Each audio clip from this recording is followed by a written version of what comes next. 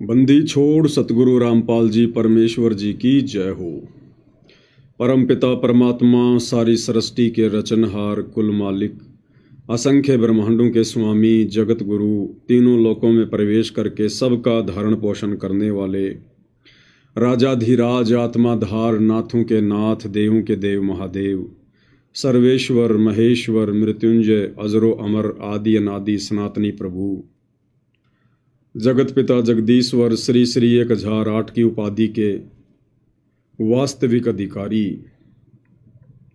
अकाल मूर्त सौद स्वरूपी राम वासुदेव सर्वगतम ब्रह्म परम पूज्य प्रथम पूज्य परम संत परम पुरुष परम धनी परम दयालु सत्य कबीर हक्का कबीर अल्लाहु कबीर अल्लाहु अकबर बाखबर अल्लाह ताला जगत के तारणहार जगत के मुक्तिदाता जगत के जगन्नाथ हारे के सहारे हिंदुओं के राम मुसलमानों के अल्लाह सिखों के वाहिगुरु ईसाइयों के मसीह दया के सागर दयानिधि करुणा के सागर करुणानिधि स्वयंभू परिभू संकट मोचन कष्ट हरण मंगल करण दुख भंजन अविगत कबीर निर्विकार निर्विषम परमात्मा अलय अलेख सतगुरु आदि अनादि सतगुरु असली मर्यादा पुरुषोत्तम असली राम असली कृष्ण असली घनश्याम असली मुरारी राजाओं के राजा महाराजाओं के महाराजा शहंशाहों के शहंशाह सम्राटों के सम्राट भगवानों के भगवान अल्लाहों के अल्लाह प्रभुओं के प्रभु मसीहाओं के मसीह सच्चे वाहिगुरु बाबाओं के बाबा पीरों के पीर सेठों के सेठ जगत सेठ सावड़सा सेठ सर्वगुण संपन्न अनंत कोटि कलाओं के स्वामी अनंत कोटि ब्रह्मांडों के नायक योगियों में महायोगी ध्यानियों में महाध्यानी सिद्धों में परम सिद्ध ज्ञानियों में तत्व ज्ञानी ब्रह्म ज्ञानी महाज्ञानी परम ज्ञानी सर्वश्रेष्ठ ज्ञानी विज्ञानी युवा कबीर समर्थ कबीर असमवात अमित ओजा सच्चे रहनुमा करीम अल्लाह सुभान अल्लाह दुनिया के अंतिम पैगंबर 8 सितंबर 1951 से गांव धनाना जिला सोनीपत हरियाणा भारतवर्ष की पावन भूमि पे प्रकट रियल कल की भगवान श्री नारायण साकार हरि श्री बाबा साहेब नूर अनंत परमात्मा सच्चे दरवेश सच्चे बाखबर संत श्रोमणी सतगुरु रामपाल जी परमेश्वर जी के चरण कमल में साध संगति से जुड़े हुए देश विदेश से आप और हम सभी सत्सेवक भाई बहनों का अनंत कोटि दंडवत प्रणाम। सत्साई भाई और बहनों, बहुत बड़ी दया बहुत बड़ी मेहर पूज्य गुरुदेव भगवान की सतगुरु रामपाल जी परमेश्वर जी की, जिनके शुभ आशीर्वाद से विशेष आशीर्वाद से आप और हम सभी सत्सेवक भाई बहन साध संगति से जुड़कर हर प्रकार से संघर्ष करते हुए गुरुदेव भगवान की प्रत्येक मर्यादाओं का पालन करते हुए उनके प्रत्येक वचन को लक्ष्मण रेखा समझकर इस सतभक्ति मार्ग पर मोक्ष प्राप्ति के लिए निरंतर आगे की ओर बढ़ रहे हैं। भाई और बहनों, ये सुअवसर आत्माओं को उसी समय प्राप्त होता है जब आत्मा अपने गुरु को परमात्मा के रूप में स्वीकार कर लेती है। जब तक ये आत्मा गुरु को परमात्मा नहीं मानती है, केवल अपने जैसा मानुष मानती है, माँ के गर्भ से जन्म लेकर आया हुआ एक व्यक्ति मानती है, तब तक भाई और बहनों परमेश्वर जी के द्वारा उन भगत आत्माओं का ज्ञान योग नहीं खोला जाता है, क्योंकि वो अयोग्य आत्मा होती है। इसलिए भाई और बहनों परमात्मा कहते हैं कि पिछले तप से होत हैं पूर्ण हंस मुराद, बाजी से राजी नहीं संतों नाल खुशाल, मल अखाड़ा जीतेंगे युगन युगन के माल। और ये सभी आत्माओं के वश की बात नहीं होती है, ये युगों युगों के संस्कार होते हैं आत्माओं के। तब कहीं जाकर परमात्मा ये दया करते हैं, ये रजा करते हैं, आत्मा का ज्ञान योग खोलते हैं, उसके हृदय में ये बात बैठाते हैं कि तेरे जैसा दिखाई देने वाला तेरा गुरु, तेरे जैसा 5 तत्व के हाड़ मांस के चोले वाला एक इंसान नहीं, एक व्यक्ति नहीं है। ये परमेश्वर है, परमात्मा है, सारी सृष्टि का मालिक है। तो भाई और बहनों, ये परम सौभाग्य वर्तमान में इस पूरी पृथ्वी पर परमेश्वर रामपाल जी के केवल चंद भक्तों को ही नसीब है, उन्हीं को प्राप्त है। यानी साध संगति से जुड़ी हुई जो आत्माएं हैं, जिन्हें सत्सेवक भाई बहन कहते हैं, केवल वही आत्माएं वर्तमान में ज्ञान को आधार बनाकर अपने गुरु को परमात्मा के रूप में देखकर इस भक्ति मार्ग पर आगे की ओर बढ़ रही हैं। और जब तक ऐसा नहीं होगा तब तक भाई और बहनों, हम सतलोक के सपने भी नहीं ले सकते। सपने भी, वो देश बहुत दुर्लभ बताया गुरुदेव भगवान ने। वहाँ जाने के लिए हमारे को असंख्य युग हो गए, तरह तरह के हथकंडे अपनाते हुए, लेकिन बगैर उस कबीर परमेश्वर की रजा के हम वहाँ के सौपन भी नहीं ले सकते, सौपन भी। और वर्तमान में कितना बड़ा सौभाग्य है भाई और बहनों कि वो परमेश्वर साक्षात हमारे पूज्य गुरुदेव भगवान के स्वरूप में धरती पर प्रकट है, और आप और हम आत्माओं को उन्होंने अपनी पहचान करवाई है, जो पहचान 21 ब्रह्मांड का स्वामी ज्योति निरंजन भी नहीं कर पा रहा। तो ये सामान्य बात नहीं है, छोटी बात नहीं है। ये कबीर परमेश्वर जी की आप और हम सभी आत्माओं पर एक विशेष रजा है, एक मेहर है। और इस मेहर को भाई और बहनों, हमने इसी प्रकार से सतभक्ति करते हुए गुरुदेव भगवान के प्रत्येक वचन को, प्रत्येक नियम को लक्ष्मण रेखा मानकर और इस भय के साथ में हमने अपनी भक्ति को सफल करना है। अब भाई और बहनों देखो, परमात्मा आ गए, उन्होंने अपनी भक्ति दे दी, अपनी रजा बख्श दी, तो यहाँ की जो शक्ति है काल, उसको ये सब अच्छा नहीं लगेगा। वो तरह तरह के हथकंडे अपनाएगा, उन भक्तों के मन में शंका पैदा करने का प्रयास करेगा, संदेह पैदा करेगा। और ये काम वो किसी पहाड़ पर बैठकर नहीं करेगा, दूर बैठकर नहीं करेगा, क्योंकि परमेश्वर ने हमें हर प्रकार से पहले से ही समझा दिया है कि संगत माही कुसंगत उपजे जैसे बन में बांस, और आप पे घिस घिस आग लगा लेकर बनखंड का विनाश। काल को इस बात का अच्छे से पता है कि ये तत्व ज्ञान होने के बाद ये जगत वाले लोग इन भक्तों को नहीं तोड़ पाएंगे। बड़ा मुश्किल है, कोई एक आध मूर्ख की तो कह नहीं सकते, बाकी ज़्यादातर को ये काल सांसारिक लोगों के माध्यम से, तत्व ज्ञान से अपरिचित उस भगत के रिश्तेदारों के माध्यम से, यार दोस्तों के माध्यम से नहीं तोड़ पाएगा, मन में शंका पैदा नहीं कर पाएगा। कैसे शंका पैदा करेगा? संगत माही कुसंगत उपजे। ये काल संगत में ही कुसंगत पैदा करेगा।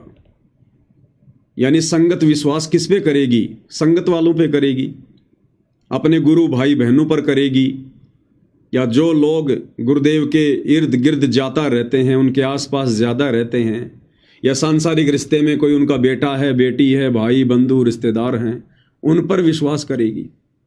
तो काल ने भाई और बहनों इस कलयुग की बिचली पीढ़ी में अपनी सूक्ष्म चाल चलते हुए यही तरीका अपनाया है कि संगत माही कुसंगत उपजे जैसे बन में बांस, आप घिस घिस आग लगा दे कर बनखंड का विनाश।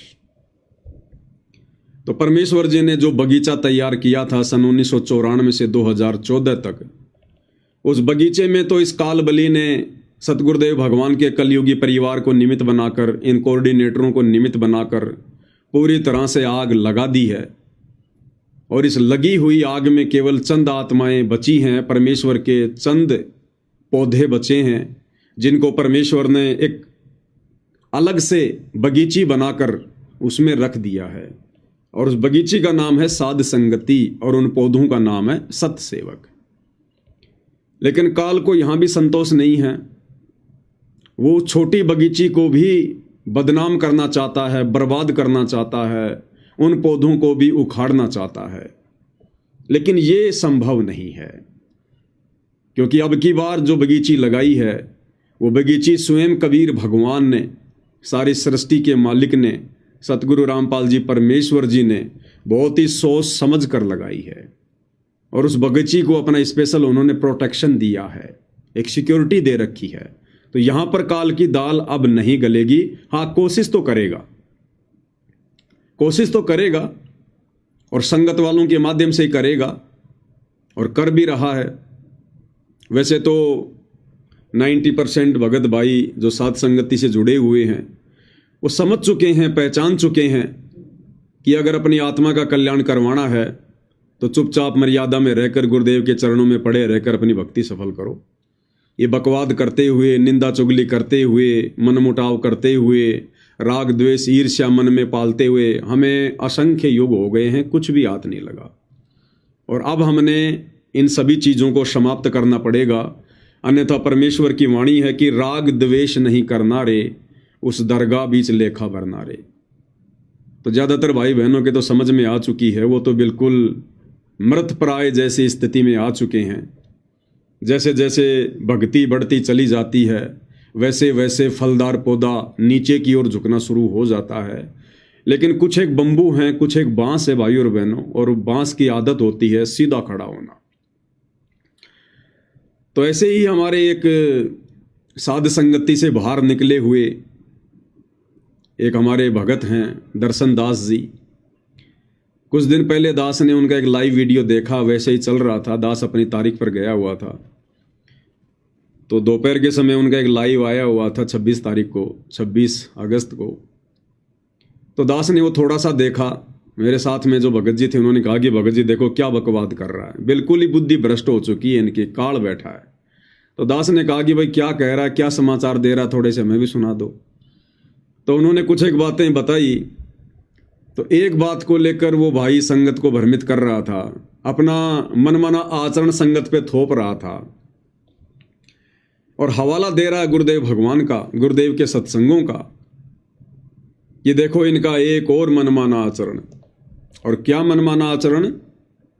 इस पवन दास ने सत्सेवकों के घरों में आदरणीय गरीब दास जी की 50 घंटे की वाणियाँ जो सतगुरु रामपाल जी ने अपने मुखार विंद से बोलकर भेज रखी हैं, उन वाणियों को एक मेमोरी कार्ड में डालकर और हजारों सत्सेवक भाई बहनों के घरों में पहुंचा दिया है। और सभी सत्सेवकों के घरों में वो वाणियाँ 24 घंटे चलती है। और फिर कह रहा कि ये वाणियाँ 24 घंटे नहीं चलानी चाहिए, ये वाणियाँ ऐसे नहीं चलनी चाहिए घरों में।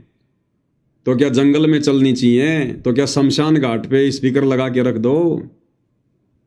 कह रहा कि कौन सुनता है 24 घंटे वाणियाँ?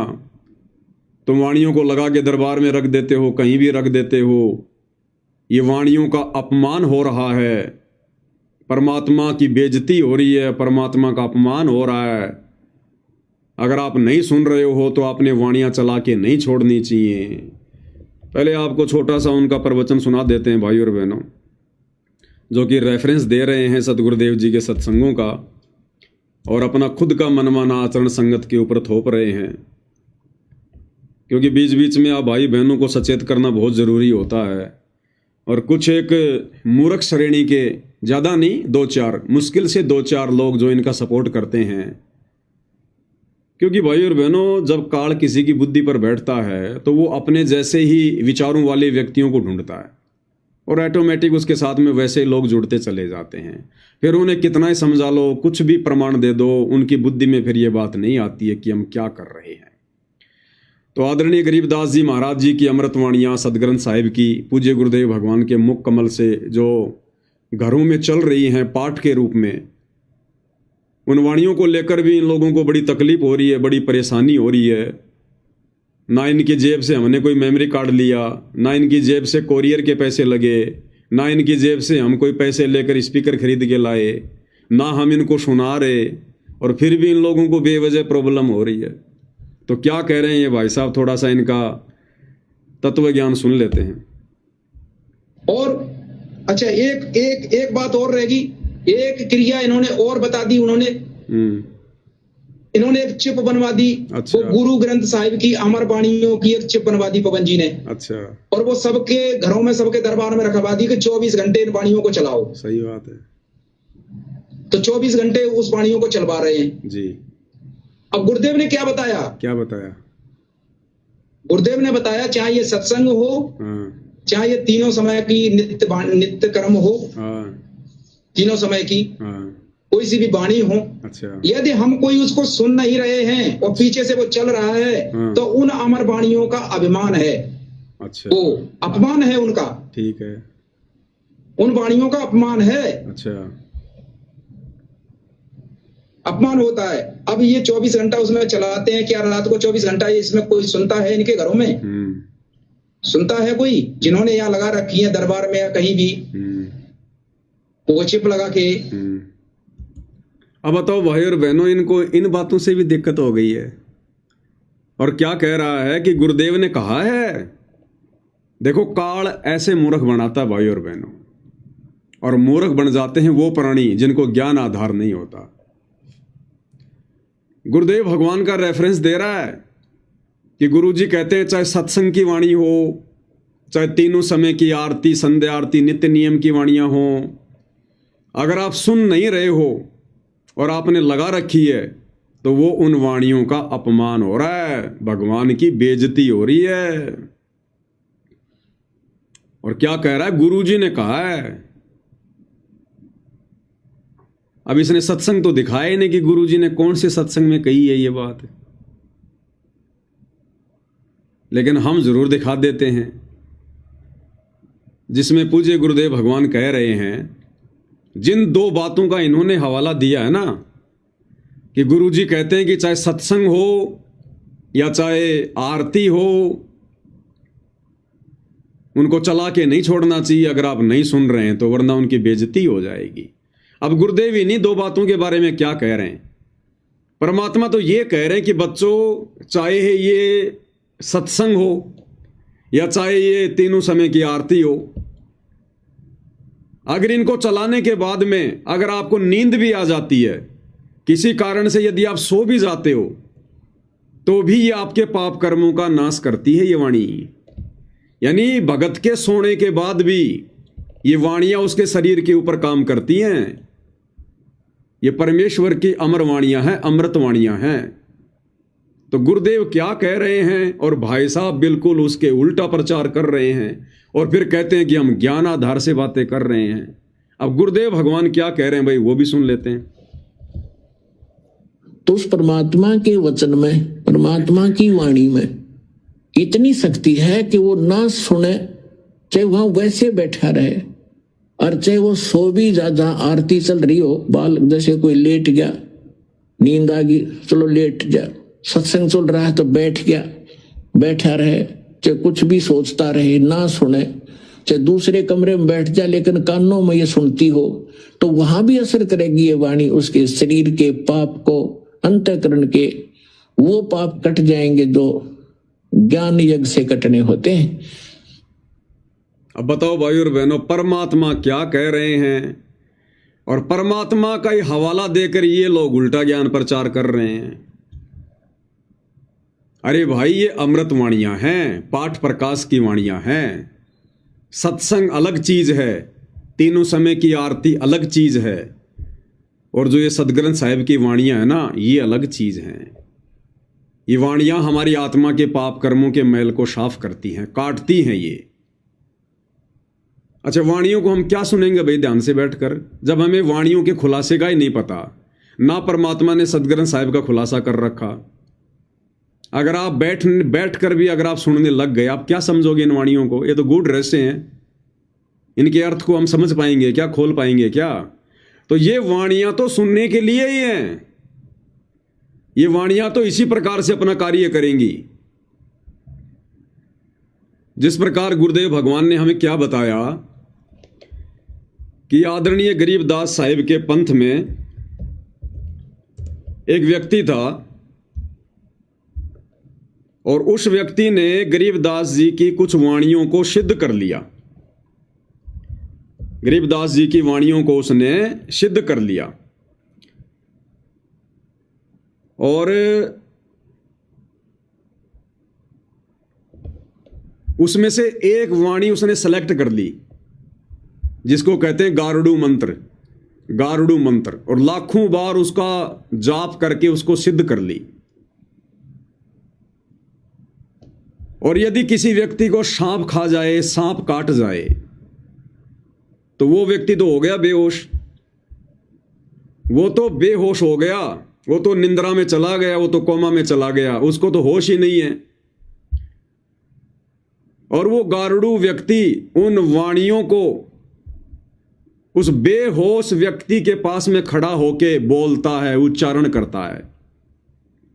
वो व्यक्ति बेहोश है, उसको नहीं पता है, वो नहीं सुन पा रहा, लेकिन फिर भी उन वाणियों में, जो वाणियां सिद्ध की हुई हैं, उन वाणियों में इतनी पावर है, इतनी क्षमता है कि वो बेहोश व्यक्ति भी होश में आ जाता है।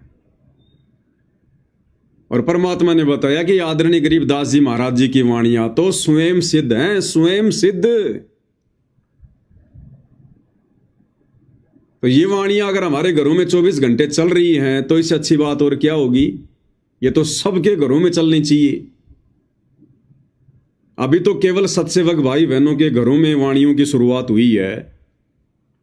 अरे ये वाणियां तो सबके घरों में चलनी चाहिए, सबके घरों में, सबके घरों में। परमात्मा धरती का माहौल ही चेंज कर दे, लेकिन सब लोगों का ऐसा भाग्य कहां, सब लोगों की ऐसी किस्मत कहां जो आदरणीय गरीबदास जी की वाणियों को समझ सके, इन वाणियों को चला सके। क्योंकि ये वाणियां भाई और बहनों स्वयं सिद्ध हैं।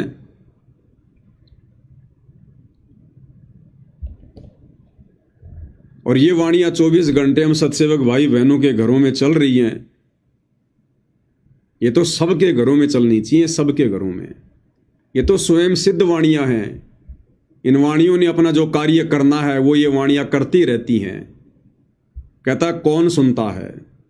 अरे शरीर सोता भाई, आत्मा थोड़ी सोती है।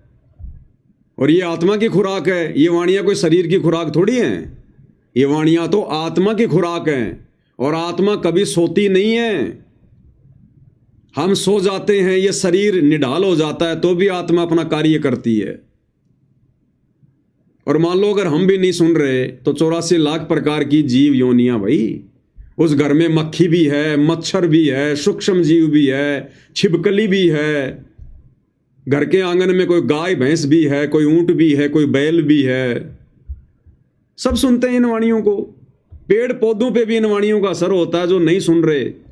अब बताओ पेड़ के कौन से जो है कान होते हैं? पेड़ के तो कान नहीं होते ना। लेकिन गुरुदेव ने क्या बताया? पेड़ पौधों पर भी ये वाणियां अपना असर करेगी।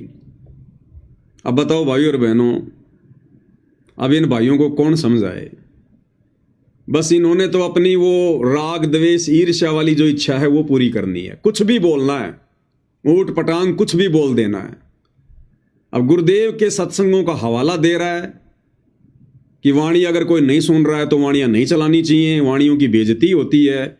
और गुरुदेव कह रहे हैं वाणी चलाकर, आरती चलाकर अगर आप सो भी जाते हो तो भी ये वाणियां अपना काम करती हैं। बताओ, बिल्कुल एकदम सरासर झूठ बोल रहा है। तो भाई और बहनों, इन लोगों के अंदर वो ईर्ष्या भावना बहुत तेजी से अपनी जगह बना रही है और एक दिन इनको थोतला कर देगी, इनको खोखा कर देगी। तो हमने इन लोगों की बातों पे ज़्यादा ध्यान नहीं देना चाहिए। परमेश्वर ने हमें किस प्रकार से आदेशित किया है, निर्देशित किया है। दास उनके सत्संग सुनाकर या भाई बहनों को कोई बात बताता है, मनमाना आचरण आपके ऊपर नहीं थोपता है। तो ये परमेश्वर की वाणियां, ये तो घर घर में चलाने के लिए दी है परमात्मा ने, घर घर में। एक तो आदरणीय गरीबदास जी की वाणियां, ऊपर से पूर्ण ब्रह्म परमेश्वर सतगुरु रामपाल जी के मुखारविंद से उच्चारित, ये तो हमारे पाप कर्मों को भस्म कर देंगे, भस्म। और बाकी संगत ये नहीं सुन रही, मर्यादा में रह के भक्ति नहीं कर रही, तभी तो उनके सिर पे काल बैठा हुआ है। नहीं तो ये भक्ति का समय है। बकवाद इस समय हमारे आसपास भी नहीं फटकनी चाहिए, आसपास भी। तो सत्सेवक भाई बहन इन वाणियों को अपने अपने घरों में चला के रखते हैं।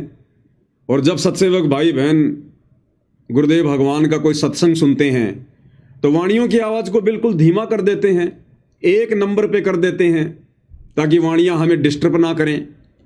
या वाणी वाले स्पीकर को सत्संग सुनने वाली जगह से हटाकर कोई दूसरे रूम में रख देते हैं, या फिर हम उनको बंद कर देते हैं। कोई जरूरी थोड़ी है कि हम अगर एक बार हमने वाणी चला दी तो 50 घंटे तक नॉन स्टॉप चलेंगी? नहीं। हम कोई पाठ प्रकाश थोड़े कर रहे हैं जो वाणियां बीच में नहीं टूटनी चाहिए। ये तो एक ज्ञान यज्ञ है। वाणियों का अपना असर है जो होता रहेगा, क्योंकि शब्द कभी खंड नहीं होता और ये शब्द ब्रह्मांड में जाता है और ऊपर जाकर अपनी एक परत बना लेता है। फिर उस शब्द का वैसा प्रभाव नीचे सभी प्राणियों पर पड़ता है। इससे धीरे धीरे वातावरण बदलता है, माहौल बदलता है। तो जब जब हम सत्संग भाई बहन गुरुदेव का सत्संग सुनते हैं या तीनों समय की आरती करते हैं या सुमरण करते हैं, तो या तो हम इन वाणियों को बंद कर देते हैं या बिल्कुल एक नंबर पे स्लो स्लो करके हम उस जगह से दूसरी जगह पर उस स्पीकर को रख देते हैं या हम उसको कुछ समय के लिए बंद कर देते हैं। इसमें क्या दिक्कत है? और अब तो हमें ऐसी आदत पड़ चुकी है, ऐसी आदत पड़ चुकी है, अगर हमारे घरों में धीरे धीरे मंद मंद आवाज में अगर ये परमेश्वर जी की वाणियां नहीं चलती हैं तो हमें तो ऐसा लगता है जैसे शमशान घाट हो, शमशान घाट है। हमें अच्छा सा ही नहीं लगता। इसलिए धीरे धीरे परमेश्वर की वाणियां चलती रहती हैं। रात को बड़े अच्छे से नींद आती है और ना जाने रात्रि में परमेश्वर हमारे कितने पाप कर्मों को हटा देते हैं, हमारी आत्मा का कितना मैल परमात्मा झाड़ देते हैं, क्योंकि ये स्वयं सिद्ध वाणियां हैं, परमेश्वर की वाणियां हैं। अब काल नहीं चाहेगा भाई और बहनों की ये वाणियां आत्माएं सुने, इन वाणियों को अपने घरों में चलाएं, वो नहीं चाहेगा। इसलिए संगत माही कुसंगत उपजे, जैसे बण में बास, आप घिस घिस आग लगा देकर बनखंड का विनाश। तो सतलोक आश्रम मैनेजमेंट हरियाणा वालों के वहां तो इस काल का दाव लग गया। लाखों को इसने भ्रमित कर दिया, मर्यादा तोड़वा दी, सारे उल्टे भक्ति विरुद्ध कर्म करवा दिए। और अब इसने साध संगतियों में धीरे धीरे एंट्री मारनी शुरू की है। तो भाई और बहनों, साध संगतियों में इसकी दाल नहीं गलेगी। यहाँ तो परमेश्वर के ज्ञान आधार से आत्माएं जुड़ी हैं, देखा देखी में भेड़ चाल वाली आत्माएं नहीं हैं। अगर कोई देखा देखी में भेड़ चाल में जुड़ता है तो ज़्यादा दिन वो साध संगति रूपी खूटे से बंध के नहीं रहता। परमात्मा उसका खूटा उखाड़ देते हैं और वो वहाँ से भाग जाता है। तो भाई और बहनों, हमने तो हर स्थिति में गुरुदेव भगवान के ज्ञान को आधार बनाकर ही आगे बढ़ना है। साथ में भाई और बहनों,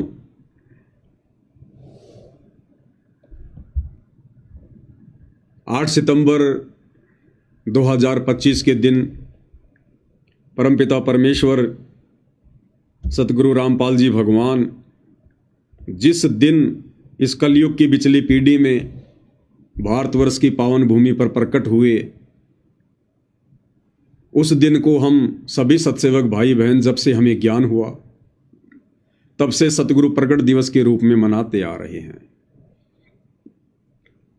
तो अब आने वाले 3 दिन के बाद में या 4 दिन के बाद में गुरुदेव भगवान का प्रकट दिवस आ रहा है और सभी सत्सेवक भाई बहन इस प्रकट दिवस को अपने अपने घरों पर ही मनाएंगे, अपने गुरुदेव भगवान को प्रसन्न करेंगे, उनको ये विश्वास दिलाएंगे कि हे गुरुदेव भगवान, अब आपके अलावा हमारा संसार में और कोई नहीं है। तमेव माता च पिता तमेव, तमेव बंधु च सखा तमेव, तमेव विद्या च द्रविणम तमेव, तमेव सर्व मम देव देव। साधु माई बाप है, साधु भाई बंद, साधु मिलावे राम से, काटे यम के फंद। तो हम भगत भाई बहनों ने हर स्थिति में ज्ञान को आधार बनाकर, गुरु को परमेश्वर मानकर और अपने घर को ही आश्रम बनाकर इस परीक्षा के समय में हमने पूज्य गुरुदेव भगवान का प्रकट दिवस मनाना है। किसी भी प्रकार के मनमाने आचरण से, आडंबर से, पाखंड से, दिखावे से हमने बिल्कुल दूर रहना है। सिंपल तरीके से हमने अपने घर पर परमेश्वर जी को भोग लगाना है, जैसे हम प्रतिदिन लगाते हैं। 8 सितंबर के दिन आप चाहें जितने व्यंजन बना सकते हैं, जितने आप बनाना जानते हैं। हमने बाजार की किसी भी दुकान से मिठाई लेकर नहीं आनी है, ध्यान रखना इस बात का। बाजार का हमने कुछ भी बना बनाया नहीं लाना है। कच्चा सामान ला सकते हैं, उसको साफ करके और फिर अपने हाथों से घर पर बनाकर, चाहे आप 36 प्रकार के व्यंजन बनाओ, चाहे 56 प्रकार के बनाओ, चाहे 1000 प्रकार के बनाओ, ये आपकी अपनी मौज है, आपकी अपनी मर्जी है, आपकी अपनी आर्थिक स्थिति के ऊपर निर्भर करता है। लेकिन ज़बरदस्ती नहीं, बिल्कुल सहज तरीके से खसना नहीं जबरदस्ती। और 8 सितंबर को हमने परमेश्वर को प्रसन्न करना है और इस प्रकार से हमने भक्ति मार्ग पर धीरे धीरे आगे की ओर बढ़ना है। और ये क्यों संभव हो रहा है भाइयों और बहनों? क्योंकि हमने दिल की गहराइयों से ज्ञान को आधार बनाकर गुरु को परमात्मा के रूप में स्वीकार कर लिया है। असल में गुरुदेव भगवान जो अपने सत्संगों में कहा करते थे कि बच्चों सत्संगों को ध्यान से सुना करो, एक एक शब्द पे विचार किया करो कि सत्संग में क्या बोला जा रहा है, क्या कहा जा रहा है। असल में अब हमें वो सत्संग समझ में आ रहे हैं। अब हमने उस विधि से सत्संगों को सुनना प्रारंभ किया है और अब साध संगति से जुड़ने के बाद और विशेषकर गुरु को परमात्मा मानने के बाद, क्योंकि गुरु को परमात्मा मानने के बाद ही भाई और बहनों हमारा ज्ञान योग खुलता है। उससे पहले नहीं खुलेगा, चाहे हम कितना प्रयास कर लें, हम कितनी कोशिशें कर लें, उससे पहले हमारा ज्ञान योग नहीं खुलेगा। दास आपको परमेश्वर जी का एक छोटा सा सत्संग सुनाएगा ताकि हमारे को दृढ़ विश्वास हो भाई और बहनों कि वर्तमान में ही हमें ये बातें क्यों समझ में आई है कि गुरु ही परमात्मा है, गुरु ही भगवान है, गुरु ही सारी सृष्टि का मालिक है। हमें वर्तमान में ये बात क्यों समझ में आई है? क्योंकि वर्तमान में गुरुदेव भगवान ने हमारा ज्ञान योग खोल दिया है। परमेश्वर ने हमारा ज्ञान योग खोल दिया है। तो भाई और बहनों, एक छोटा सा सत्संग है, ध्यान से सुनना, क्योंकि दास जब भी गुरुदेव भगवान के सत्संग सुनता है तो परमेश्वर तुरंत दास का ध्यान डाइवर्ट कर देते हैं जब भी कोई विशेष पॉइंट आता है। और ये अब हम सभी भाई बहनों के साथ में बन रही है। जितने भी साथ संगति से जुड़े हुए भाई बहन हैं, हम चाहे आधी घंटे सत्संग सुने, हम चाहे काम करते करते सत्संग सुने, लेकिन अब हमारा ध्यान कहाँ रहेगा? गुरुदेव के सत्संगों में, गुरुदेव की वाणियों में। और भले ही माता बहनें रोटी बना रही हैं या कुछ और काम कर रही हैं और दूसरी तरफ गुरुदेव का सत्संग चल रहा है, तो ध्यान तो हमारा सत्संग में रहेगा। और जैसे ही सत्संग में कोई विशेष बात आएगी, तुरंत हमारा ध्यान एकदम से आकर्षित हो जाएगा। उस काम धंधे से हमारे हाथ रुक जाएंगे और एकदम हमारा ध्यान केंद्रित हो जाएगा कि गुरुदेव क्या कह रहे हैं। ये सब क्यों हो रहा भाई और बहनों? ये पहले क्यों नहीं हो रहा था? अरे पहले नाम दीक्षा लेने के बाद हम खूब सत्संग सुना करते थे, 2-2 घंटे के, 3-3 घंटे के। कभी भी हमारा दिमाग एकदम से सुन्न नहीं होता था, किसी भी पॉइंट पे एकदम ध्यानमग्न नहीं होता था। हमें समझ में नहीं आता था गुरु जी क्या कह रहे हैं, बस हम सुने जाते थे। लेकिन अब जैसे ही कोई विशेष पॉइंट आता है, तुरंत हमारी आत्मा स्टॉप हो जाती है कि गुरु जी क्या कह रहे हैं परमात्मा। तो ये अब वर्तमान में क्यों हो रहा है और सत्सेवक भाई बहनों के साथ में क्यों हो रहा है? आश्रम से जुड़ी आत्माओं के साथ अब भी नहीं हो रहा। वो तो अब भी सुने जा रहे हैं। ये हमारे साथ में क्यों हो रहा है? इसका एक रीजन है भाई और बहनों। और रीजन क्या बताया गुरुदेव भगवान ने? परमात्मा ने रीजन क्या बताया? गुरुदेव इस सत्संग में कह रहे हैं कि बच्चों 650 साल पहले भी परमात्मा आए थे और उन्होंने आपको यही सब बातें समझाने की चेष्टा की थी, अपना भक्ति विधान बताने की चेष्टा की थी, ये मूल ज्ञान बताने की चेष्टा की थी, लेकिन हम समझ नहीं पाए। परमात्मा चाहते थे बताना, 650 साल पहले भी परमात्मा हमें मूल ज्ञान से परिचित करवाना चाहते थे, हमें अपने विधान से परिचित करवाना चाहते थे, स्वयं से परिचित करवाना चाहते थे। लेकिन भाइयों और बहनों, उस समय क्या हुआ? उस समय हमारी सबसे बड़ी कमजोरी रही कि हमने गुरु को परमात्मा के रूप में स्वीकार नहीं किया, जिस कारण से परमेश्वर ने फिर अपना वो वास्तविक भक्ति विधान, वो मूल ज्ञान समझाना उचित नहीं समझा, क्योंकि उस समय हम पात्र नहीं थे, योग्य नहीं थे। ध्यान से सुनिए पूज्य गुरुदेव भगवान क्या कह रहे हैं। प्राप्त नहीं हुआ था, परमात्मा ने 600 वर्ष पहले बताने की चेष्टा की, लेकिन हम अशिक्षित होने के कारण हम वंचित रह गए। उसकी पूर्ति करने के लिए परमात्मा ने अब समय दिया है, निर्धारित किया था। क्या कह रहे हैं गुरुदेव कि परमात्मा ने 650 साल पहले चेष्टा की थी, यानी कोशिश की थी अपना विधान बताने की, लेकिन हम अशिक्षित थे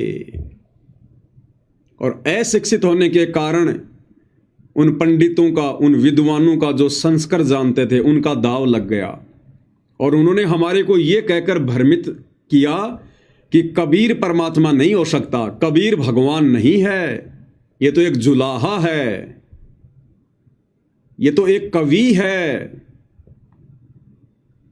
और ये अशिक्षित है, ये क्या जाने वेदों को, ग्रंथों को, ये क्या जाने सृष्टि रचना को, ये क्या जाने भक्ति की बातें। तो उन पंडितों के इस प्रकार बहकाने से भाई और बहनों, हम लोगों ने यही मान लिया कि भाई बात बिल्कुल सही है, कबीर जी तो अनपढ़ हैं, अशिक्षित हैं और कबीर जी तो केवल हमारे गुरु जी हैं। हमने उनको परमात्मा नहीं माना, भगवान नहीं माना, जिस कारण से परमेश्वर ने हमें वो भेद नहीं दिया, वो वास्तविक शास्त्र अनुकूल भक्ति विधान नहीं बताया। अभी आपने सुना ना क्या कह रहे हैं गुरुदेव कि 650 साल पहले भी परमात्मा ने बताने की चेष्टा की थी, चेष्टा की थी। ध्यान से सुनो, हमें प्राप्त नहीं हुआ था। परमात्मा ने 600 वर्ष पहले बताने की चेष्टा की, लेकिन हम अशिक्षित होने के कारण हम वंचित रह गए। उसकी पूर्ति करने के लिए परमात्मा ने अब समय दिया है। 650 साल पहले भगवान ने चेष्टा की थी अपनी पहचान करवाने की, हमें कंप्लीट भक्ति विधि बताने की, जिस भक्ति विधि को अपनाकर हम सतलोक जा सकते हैं, हमारा मोक्ष हो सकता है। लेकिन परमात्मा फिर बीच में रुक गए, स्टॉप कर दिया परमात्मा ने, क्योंकि ये शास्त्र अनुकूल वास्तविक सत भक्ति और ये विधि सतलोक जाने की परमेश्वर केवल उन्हीं आत्माओं को बताते हैं जो आत्माएं गुरु को परमात्मा के रूप में स्वीकार कर लेती हैं। और गुरु के रूप में, गुरु को परमेश्वर के रूप में भाई और बहनों आत्माओं ने वर्तमान में स्वीकार किया है, केवल सत्सेवक भाई बहनों ने स्वीकार किया है और हमने स्वीकार किया। इसीलिए गुरुदेव भगवान ने हमें वो वास्तविक भक्ति विधि बता दी, हमें सतलोक जाने का रास्ता बता दिया कि भैया सतलोक कैसे जाओगे, सतलोक तो गुरु जी लेकर जाएंगे, हम तो जा ही नहीं सकते। गुरु सतलोक कैसे लेकर जाएगा, जब हम गुरु को प्रसन्न करेंगे। गुरु प्रसन्न कैसे होगा, उस विधि से। कौन सी विधि? गुरुदेव को भोग लगाना। ये आज से पहले 4 युगों में किसी ने नहीं किया, ना वर्तमान में 90% संगत कर रही है। गुरुदेव भगवान की आरती उतारना, पाती पंच पोप कर पूजा, देव निरंजन और न दूजा, ये 4 युगों में किसी ने भी गुरु को परमात्मा मान के आरती नहीं उतारी। ना वर्तमान में सतलोक आश्रमों से जुड़ी 90% संगत गुरु को परमेश्वर मानकर उनकी आरती उतार रही है। गुरु को परमेश्वर मानकर उनको आसन देना, उनका बेड लगाना, यह आज से पहले किसी ने नहीं किया। एकमात्र अपने गुरु को ही दंडोत प्रणाम करना, अन्य को शौपन में भी नहीं करना, ना मां को, ना बाप को, ना रिश्तेदार को। ब्रह्मा विष्णु महेश आ जाए तो उनको भी नहीं, ना बड़े से बड़े धर्मगुरु को। ये 4 युगों में आज से पहले नहीं हुआ भाई और बहनों। और ना वर्तमान में सतलोक आश्रमों से जुड़ी 90% संगत कर रही है, केवल सत्सेवक भाई बहन। इन आश्रमों में तो गरीबदास जी को भी दंडोत किया जा रहा है, दादा गुरु जी को, एक भगत को भी दंडोत किया जा रहा है, पंडित चिदानंद जी को, एक भगत को भी दंडोत किया जा रहा है, और दाढ़ी मूंछ वाले कागज के कबीर को भी दंडोत किया जा रहा है। एकमात्र अपने गुरुदेव भगवान का जयकारा लगाना, यह आज से पहले 4 युगों में किसी ने नहीं किया। और ना वर्तमान में सतलोक आश्रमों से जुड़ी 90% संगत कर रही है। ये संगत तो गरीबदास जी का भी जयकारा लगा रही है, दादा गुरु जी का भी जयकारा लगा रही है, दाढ़ी मूछ वाले नकली कबीर का भी जयकारा लगा रही है। सर्व संतों की जय, सर्व भक्तों की जय, धर्मी पुरुषों की जय, श्री काशी धाम की जय, श्री छुडानी धाम की जय। एकमात्र अपने गुरुदेव का जयकारा सत्सेवक भाई बहन लगा रहे हैं। तो ये है वो वास्तविक शास्त्र अनुकूल भक्ति विधि की वो क्रिया, जिन क्रियाओं को करने से गुरु प्रसन्न होता है। बाकी भक्ति तो सभी कर रहे हैं, अरे भक्ति तो सभी कर रहे हैं, लेकिन जो क्रियाएं परमेश्वर साध संगत वाले भाई बहनों से करवा रहे हैं वो क्रिया संसार में कोई नहीं कर रहा। और इन क्रियाओं को किए बिना गुरु अपनी मेहर नहीं बख्शेगा, अपना वास्तविक विधान बताने की चेष्टा नहीं करेगा। इसलिए भाई और बहनों, परमात्मा कह रहे हैं कि 650 साल पहले परमात्मा ने बताने की चेष्टा की थी, लेकिन हम अशिक्षित थे। तो अब परमेश्वर ने दया करी, क्योंकि 650 साल पहले तो किसी ने उनको परमात्मा नहीं माना, केवल अपना गुरु माना, एक संत माना। लेकिन वर्तमान में उनके आशीर्वाद से साध संगति वाले भाई बहनों ने उनको परमेश्वर के रूप में अपने घर में और घट में विराजमान कर लिया है, जिस कारण से परमेश्वर ने फिर हमारे ऊपर वो दया बख्श दी जो दया 650 साल पहले भी नहीं बख्शी, 4 युगों में नहीं बख्शी। हम नीचों से अपनी पहचान करवा दी, हमें उनकी आरती उतारने का मौका दिया, उनको भोग लगाने का मौका दिया, उनकी चरण सेवा का मौका दिया, घर घर में आसन लगाने का मौका दिया। तो यह है भाई और बहनों वो विशेष शास्त्र अनुकूल शत भक्ति क्रियाएं, जिनको किए बिना ये गुरु प्रसन्न नहीं हो सकता। और गुरु प्रसन्न नहीं हुआ तो लाख जन्म भक्ति कर लो, सतलोक का मुंह भी नहीं देख सकते, दरवाजा भी नहीं देख सकते हम। तो ये दया गुरुदेव भगवान ने आप और हम आत्माओं के ऊपर बख्शी है। और फिर अपने सत्संगों में परमेश्वर ने अपने विधान में सब कुछ खोल के बता दिया। गुरुदेव भगवान ने सब कुछ, कुछ भी कमी नहीं छोड़ी। गुरुदेव भगवान ने बिल्कुल क्लियर कर दिया।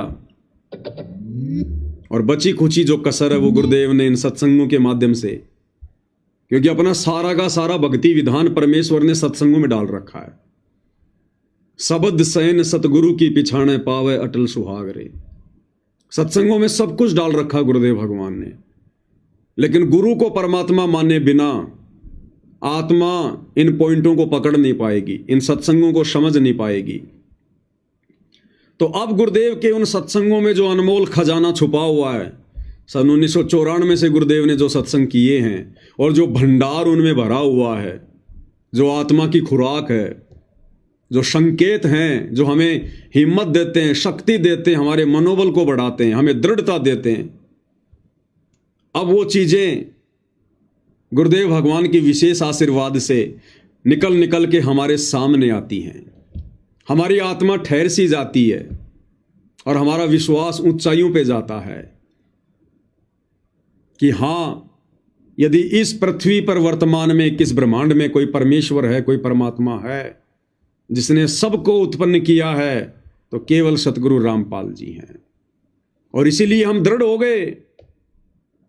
हम केवल 8 सितंबर को अपने गुरुदेव भगवान का प्रकट दिवस ही मनाते हैं। हम अवतरण दिवस के बहाने उनका जन्मदिन नहीं मनाते जैसा कि आश्रम वाले मनाते हैं। हम गरीबदास जी का बोध दिवस नहीं मनाते।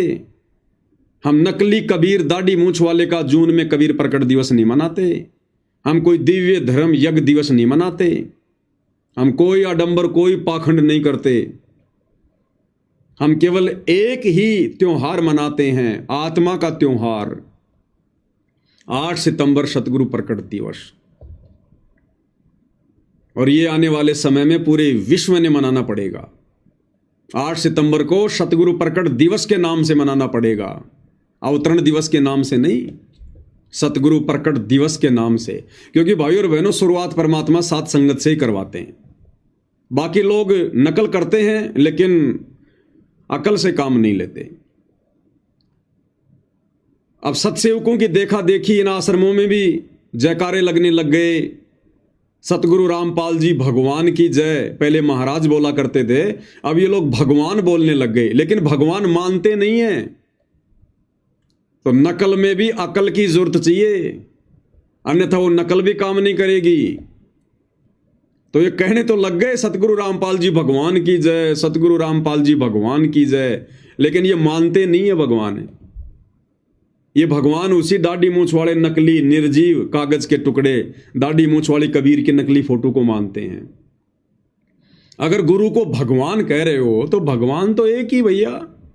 गुरुदेव ने साबित कर दिया गीता अध्याय 15 श्लोक नंबर 16 और 17 में, उत्तम पुरुष तु अन्य परमात्मा इति उधारते, ये लोग तरम अवश्य विवर्ती अवय ईश्वर है। उत्तम पुरुष तो एक ही है, पुरुषोत्तम कबीर देव परम अक्षर ब्रह्म, जो वर्तमान में सतगुरु रामपाल जी के रूप में धरती पर प्रकट है।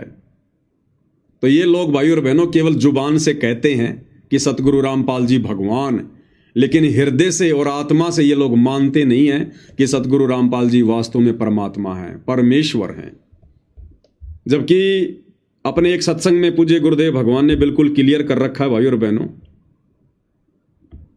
आत्माओं को तो संकेत ही काफी होते हैं। इस सत्संग में क्या कहा गुरुदेव भगवान ने?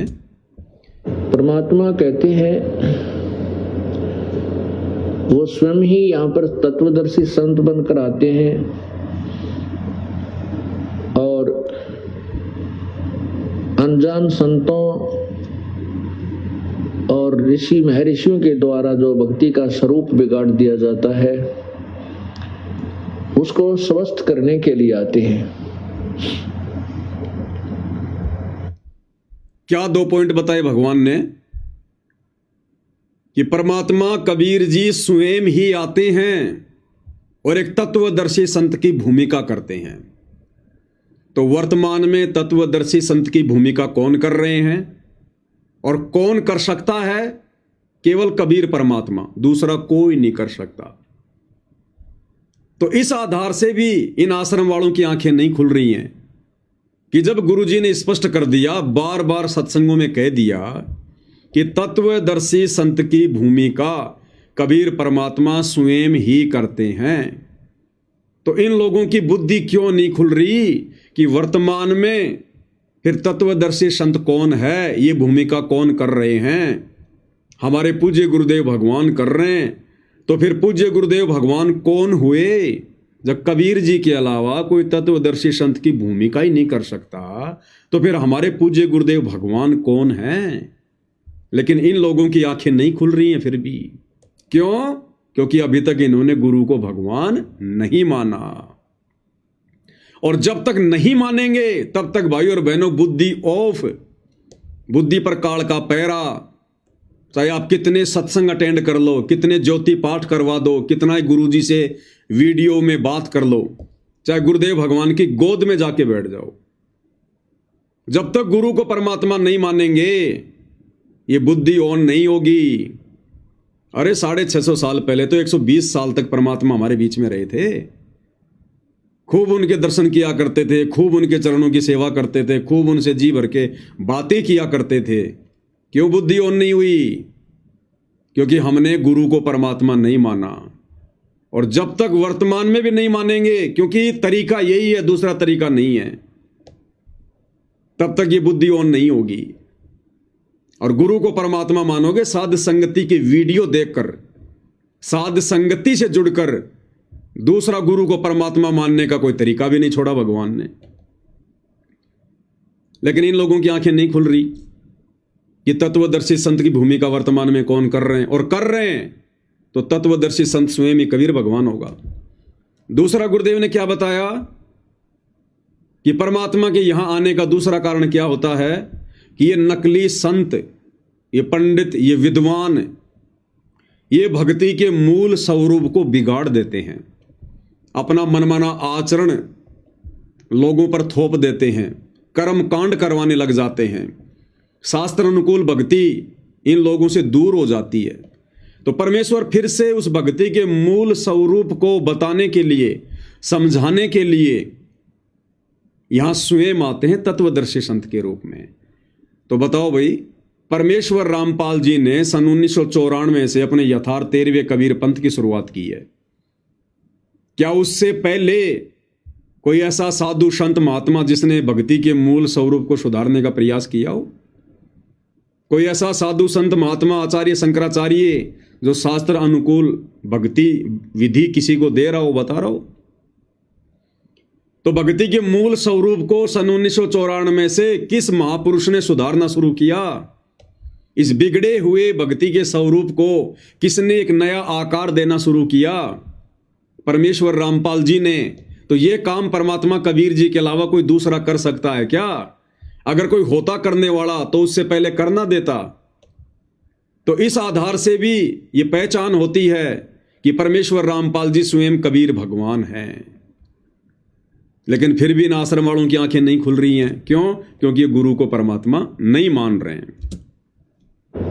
वो स्वयं ही परमात्मा होते हैं, वो परम अक्षर ब्रह्म वो स्वयं है, वही संत रूप धारण करते हैं, वही संत रूप धारण करते हैं। आज हमारे गुरुदेव भगवान किस नाम से जाने जाते हैं? संत रामपाल जी। तो संत रूप कौन धारण करते हैं? कबीर जी, परमात्मा कबीर जी।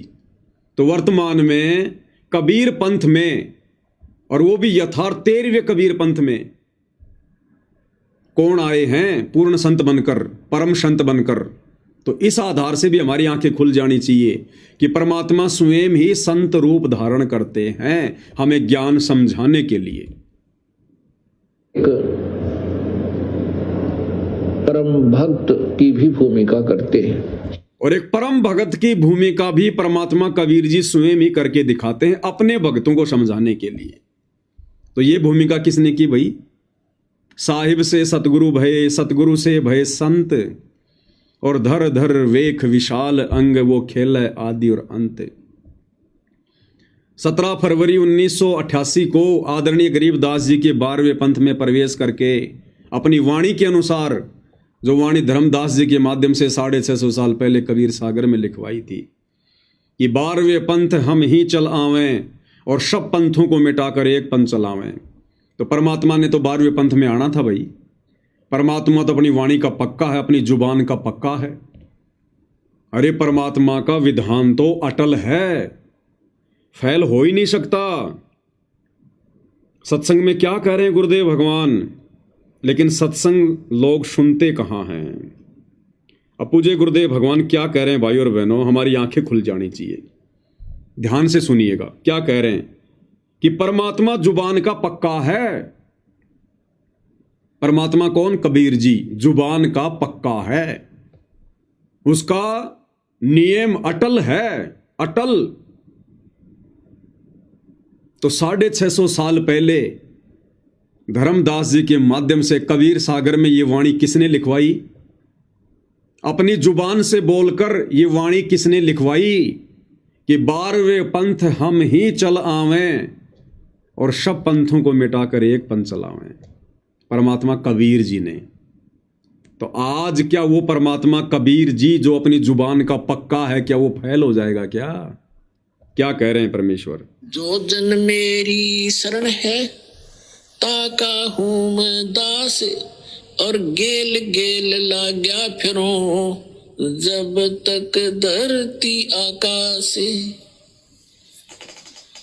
कहते एक बार जो मेरी शरण में आ गया और मेरे परम संत से नाम लेकर के भक्ति प्रारंभ कर दी, फिर वो चाहे विचलित भी हो गया,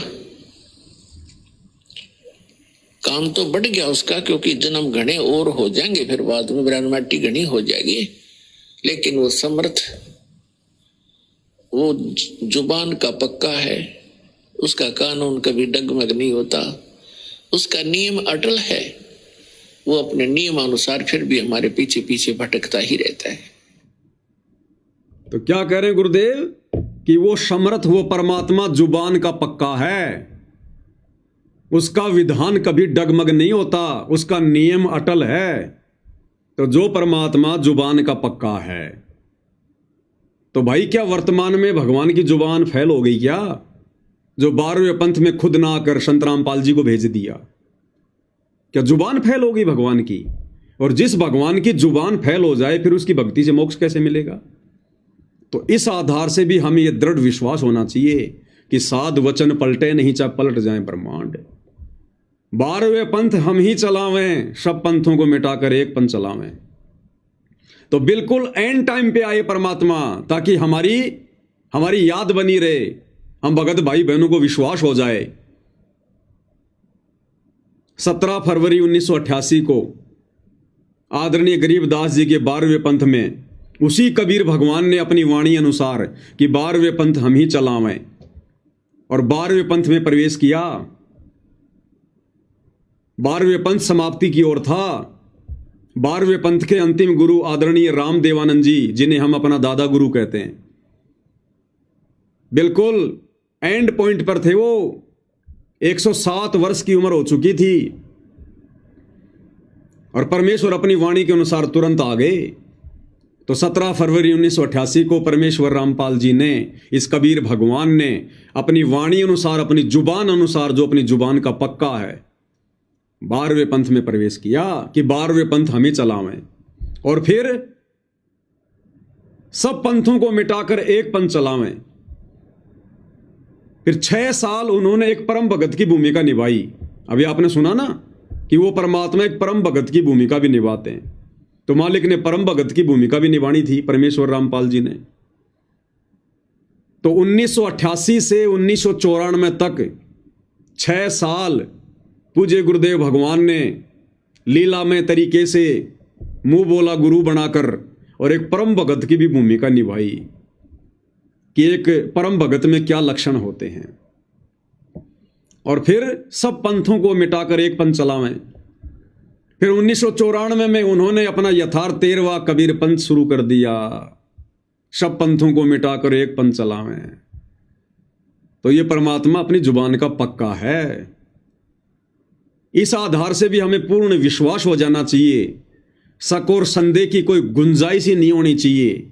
ये सत्संग परमात्मा इसीलिए तो सुनाते हैं, सत्संग इसीलिए तो किए जाते हैं, क्योंकि सत्संग भक्ति की नींव है, और नींव जितनी मजबूत होगी, भक्ति रूपी मकान उतना ही मजबूत बनेगा। तो आज से पहले भाई और बहनों, हम इन पॉइंटों को नहीं समझ पा रहे थे, ये जोड़ जुगाड़ नहीं लगा पा रहे थे। जैसे परमात्मा कहते हैं ना कि स्पेयर पार्ट की दुकान में मोटरसाइकिल के सारे पार्ट्स रखे हैं, लेकिन अनजान व्यक्ति नहीं जोड़ पाएगा, और जो इंजीनियर होगा, जो जानकार व्यक्ति होगा, वो सारे पार्ट जोड़ देगा और मोटरसाइकिल बना देगा। तो अब परमेश्वर रामपाल जी ने हम सभी सत्सेवक भाई बहनों का ज्ञान योग खोलकर विशेष सद्बुद्धि प्रदान करके, और जो इनके ये सत्संग हैं, जिन सत्संगों में गुरुदेव ने ये तरह तरह के ये संकेत, स्पेयर पार्ट जो परमात्मा ने कहीं कहीं डाल रखे हैं, अब परमेश्वर ने हमें सद्बुद्धि देकर कि कौन सा सत्संग कहाँ फिट होगा, कौन सी वाणी कहाँ फिट होगी, अब परमेश्वर ने आप और हम सभी को इंजीनियर बना दिया। अब हम आसानी से ये मोटरसाइकिल बना सकते हैं भक्ति वाली, आसानी से समझ जाएंगे कि हमारे गुरुदेव भगवान कौन हैं, क्या परम शक्ति है। तो अब भाई और बहनों, जब हम सत्संग सुनते हैं तुरंत स्ट्राइक हो जाती है, जब भी ऐसा कोई पॉइंट आता है तुरंत आत्मा ठहर जाती है कि गुरुदेव यहाँ क्या कह रहे हैं, क्या बता रहे हैं, और तुरंत हम भाई बहन उसकी कटिंग कर लेते हैं। और आज देखो यही कटिंगें जो दास ने पिछले 8 वर्षों से शुरू की हुई है, पिछले 8 वर्षों से परमात्मा ने दास को सद्बुद्धि देकर सत्संगों की ये कटिंगें करवानी शुरू कर दी थी। मुझे नहीं पता था कि आगे चलकर ये क्या काम आएंगे, क्या काम नहीं आएंगे। दास तो इनको इकट्ठा करता जा रहा था, इकट्ठा करता जा रहा था। आज देखो भाई और बहनों, ये कटिंगें हमारे काम आ रही हैं। तो इस आधार से भी हमने ये दृढ़ विश्वास हो जाना चाहिए कि धरती पर यदि कोई परमात्मा है, यदि कोई कबीर देव है, तो केवल हमारे पूज्य गुरुदेव भगवान हैं, इनके अलावा कोई नहीं है। तो एक परम संत की भूमिका भी कबीर परमात्मा स्वयं निभाते हैं, तो एक परम भगत की और परम संत की भूमिका भी पूज्य गुरुदेव भगवान ही निभा रहे हैं। वही एक परम भक्त की भी भूमिका करते हैं।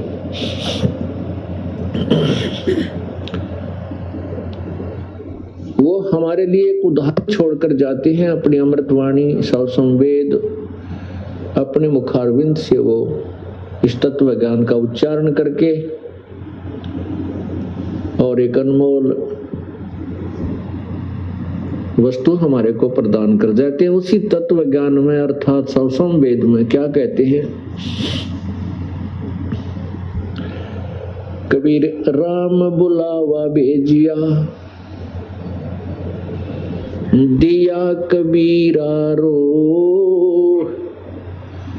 जो सुख है संत के संग में वो बैकुंठ में न हो।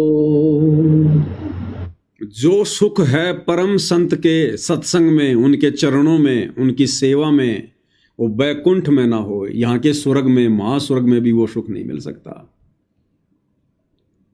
किन आत्माओं को, जिन आत्माओं को ये तत्व ज्ञान समझ में आ जाता है। अब यदि भाई और बहनों, हम साथ संगति वाले भाई बहनों को जिस बैकुंठ में जाने के लिए, जिस स्वर्ग और महास्वर्ग में जाने के लिए लाखों लाखों साल सतयुग में, त्रेता में ऋषि महात्मा घर बार छोड़कर तपस्या किया करते थे, वहां जाने के लिए, फिर भी उनको नसीब नहीं होता था। यदि आज हमें उस बैकुंठ में बैठाया जाए, ना कि बैठाया जाए बल्कि हमें बैकुंठ का स्वामी बना दिया जाए, तो भी आप और हम भगत भाई बहन ठोकर मार के आगे निकल जाएंगे कि भैया भाड़ में जाओ, तुम्हारा बैकुंठ है। उससे गंदी जगह तो संसार में कोई दूसरी नहीं है। वो तो निरे कर्म फोड़ने की जगह है, कर्म फोड़ने की। अरे वो तो एक होटल है जहां हमारी खुद की भक्ति रूपी पूंजी खर्च होगी और दुनिया भर की बकवाद मिलेंगी वहां पर, जो बकवाद इस धरती पर नहीं है। जो बकवाद इस धरती पर नहीं है, वो बकवाद ऊपर स्वर्ग में, महास्वर्ग में। तो हम तो थूकेंगे भी नहीं महास्वर्ग की तरफ, अब ये तत्व ज्ञान होने के बाद।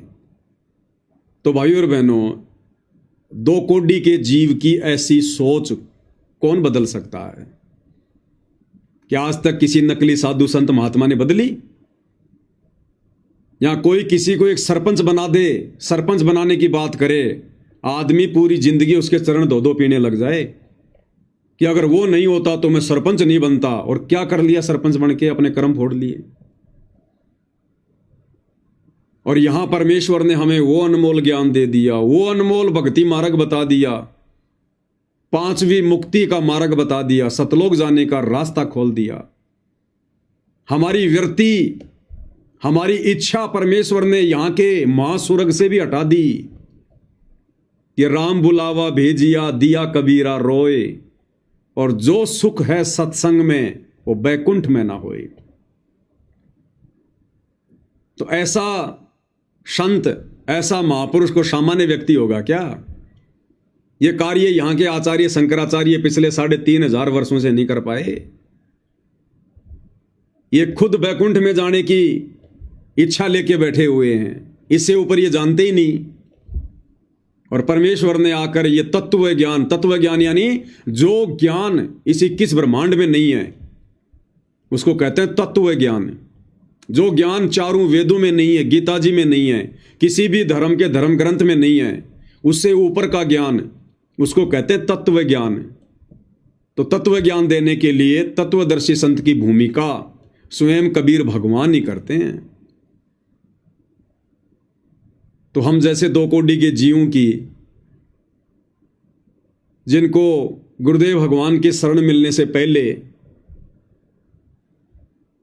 ABCD का भी पता नहीं था, और यदि हमें छोटा मोटा कोई राजनीतिक पद अगर मिल जाता, हम तो उसी में मस्त हो जाते, डूब जाते उसमें। पता नहीं अपने आप को क्या समझ बैठते कि मैंने क्या उपलब्धि प्राप्त कर ली, मेरे बराबर तो कोई है ही नहीं अब।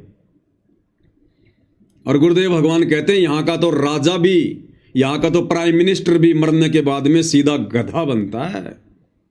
एक हरि की भक्ति बिन राजा ऋषभ होए।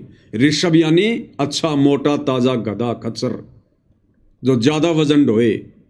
एक हरि की भक्ति बिन राजा ऋषभ होए, और माटी लदे कुमार की घास न डाले कोई। तो ना तो हमारी इच्छा कि हम यहाँ के राजा बने, महाराजा बने, अगर देश का प्रधानमंत्री और राष्ट्रपति भी अपनी सीट छोड़कर हमें देना चाहें, बिना किसी चुनाव के, बिना किसी मनमुटाव के, तो भी भाई और बहनों हम तो थूकेंगे उस कुर्सी पर कि भैया ये राजा महाराजा प्रधानमंत्री राष्ट्रपति की कुर्सी क्या, जब यहां तो देवताओं का राजा इंद्र भी मरने के बाद में गधे की योनि में जाता है। हम तो इंद्र की गद्दी पर भी थूकते हैं। जो सुख हमारे गुरुदेव भगवान के चरणों में है, उनकी भक्ति में है, उनकी पूजा पाठ में है, वो सुख भैया यहां के महास्वर्ग में भी नहीं है। फिर ये छोटी मोटी राजपद, ये गद्दियां, ये पदवियां क्या है। तो भाई और बहनों, सामान्य से जीवों की सोच को इतना प्रबल बनाने वाला कोई सामान्य संत हो सकता है क्या? ये कार्य उस कबीर भगवान के अलावा कोई और कर सकता है क्या? तो संत रूप में भी वो कबीर भगवान ही आकर हम आत्माओं को सद्बुद्धि देता है, हमें सत्संग देता है। साहिब से सतगुरु भय, सतगुरु से भय संत, और धर धर वेख विशाल अंग, खेल आदि और अंत।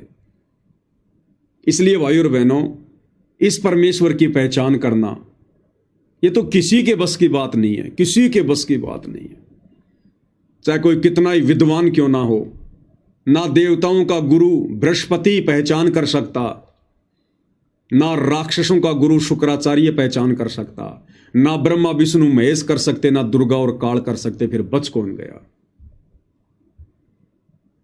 और परमेश्वर कहते हैं जिन मिलते सुख उपजे, कि जिस परम संत के मिलते ही, जिनके दर्शन होते ही, जिनकी संगति में आत्मा निर्मल हो जाए, सारे विषय विकार हट जाएं, मन आनंदित हो जाए, कहते हैं जिन मिलते सुख उपजे और मिट्टे कोटि उपाद, हमारी करोड़ों बकवादें जलकर भस्म हो जाएं जिनकी शरण में आने से। कहते हैं भवन चतुर्दश ढूंढियो, वो परम स्नेही साध।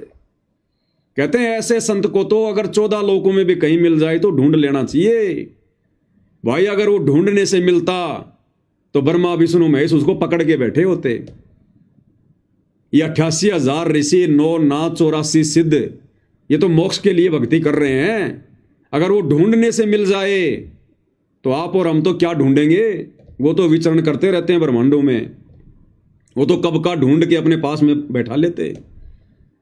33 करोड़ देवी देवता नीचे आने नहीं देते अगर ढूंढने से भगवान मिलता तो भाई और बहनों, ये परमात्मा, ये परम संत अपनी रजा केवल अपने प्यारे बच्चों पर करता है, अपनी विशेष आत्माओं पर करता है।